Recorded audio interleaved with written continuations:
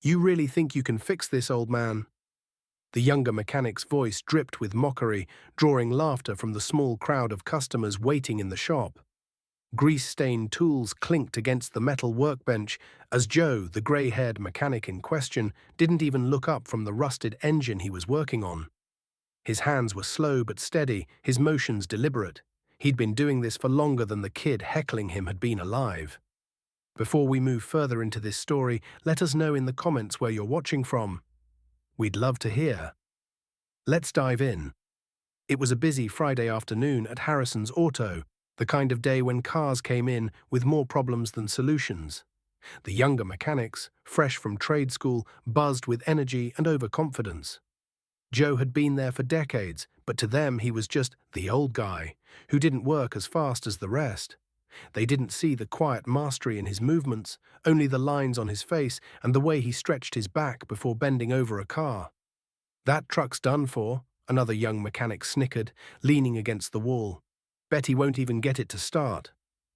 Customers nearby chuckled nervously, glancing at Joe as if to see whether the jab would land. Joe just kept working, his focus never breaking. Finally, the owner of the truck, a man in his 40s, asked Joe if he thought it was worth fixing. Joe nodded once. "Every machine's got a way it wants to be fixed," he said quietly. "You just have to listen long enough." The younger mechanics rolled their eyes. As Joe straightened to grab a part from his personal toolbox, the sleeve of his coveralls slid back, revealing a faded embroidered patch sewn into the fabric. It wasn't part of the shop's uniform. A sharp-eyed man in the waiting area froze when he saw it. It was a unit patch from the 1st Cavalry Division, a mark known to any combat veteran. The man's posture shifted instantly. "You serve?" he asked, his voice suddenly respectful. Joe glanced over and nodded. "Vietnam, 68. The man stepped closer, his own voice softer now. "My uncle was there. He didn't come back." The room seemed to go quieter. The younger mechanics looked at each other, unsure. Joe didn't talk about his service. Most of them had never noticed the patch before. The veteran's nephew reached out to shake Joe's hand, and Joe accepted it without hesitation. "Didn't mean to interrupt," the man said. "Just, thank you." Joe nodded once more, then turned back to the truck. But now the young guys watched differently. They saw the scars on his hands, the way he handled tools with the precision of someone who had been trained to keep machines running under the worst conditions imaginable. Within 20 minutes, Joe turned the ignition and the truck roared to life. The owner's eyes widened. "How?" Joe wiped his hands on a rag. "Your timing belt was hanging on by a thread. Starter was fine, just needed to be cleaned. You're good to go." The younger mechanics stood awkwardly off to the side, their earlier smirks gone.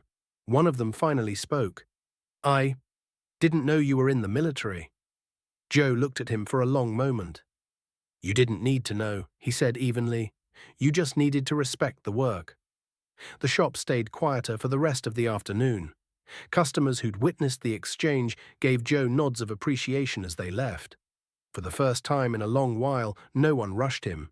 No one talked down to him. They simply let him do what he'd always done best. That night, as Joe locked up, the youngest mechanic lingered by the door. "Hey," he said, rubbing the back of his neck. "I'm sorry for earlier. My dad's army. I should have known better." Joe studied him for a second, then gave a faint smile. "Knowing better is good. Doing better's even better." The next morning, someone had hung a small American flag above Joe's workbench. No one admitted to doing it, but Joe didn't take it down. For the first time in years, he felt the quiet satisfaction of not just fixing engines, but of fixing a little something in the people around him too. Respect isn't about age, it's about recognizing the history and skill a person carries, even when they don't brag about it. If this story touched you, subscribe to the channel, hit that like button, and drop a respect in the comments below.